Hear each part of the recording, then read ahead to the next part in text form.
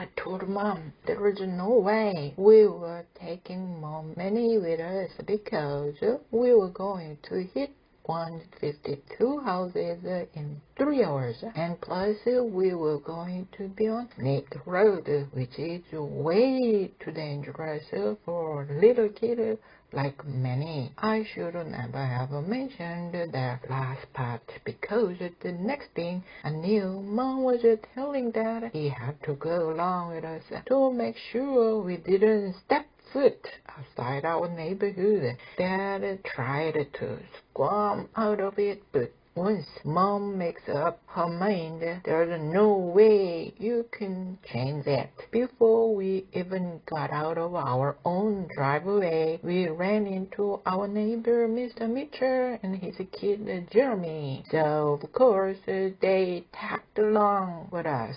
Minnie and Jeremy wouldn't trick-or-treat at any houses with spooky decorations on them, so that ruled out pretty much every house on our block. Dad and Mr. Mitchell started talking about football or something, and every time one of them wanted to make a point, they'd stop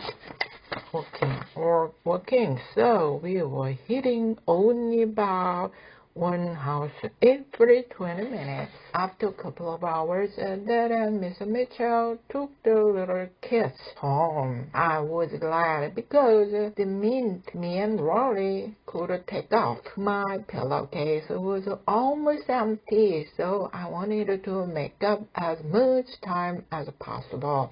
A little while later, Rory told me he needed a potty break. I made him hold off for another 45 minutes, but by the time we got to my grandma's house, it was pretty clear that if I didn't let Lily use the bathroom, it was gonna get messy. So I told Lily if he wasn't back outside in 1 minute, I was gonna start helping myself to his candy. After that, we headed back out on the road, but it was already 10:30, and I guess that's when most grown-ups decide Halloween is over. You can kind of tell because that's when they start coming to the door in their pajamas and giving you the evil eye. We decided to head home. We made up a lot of time after that Manny left, so I was pretty satisfied with how much candy we took in.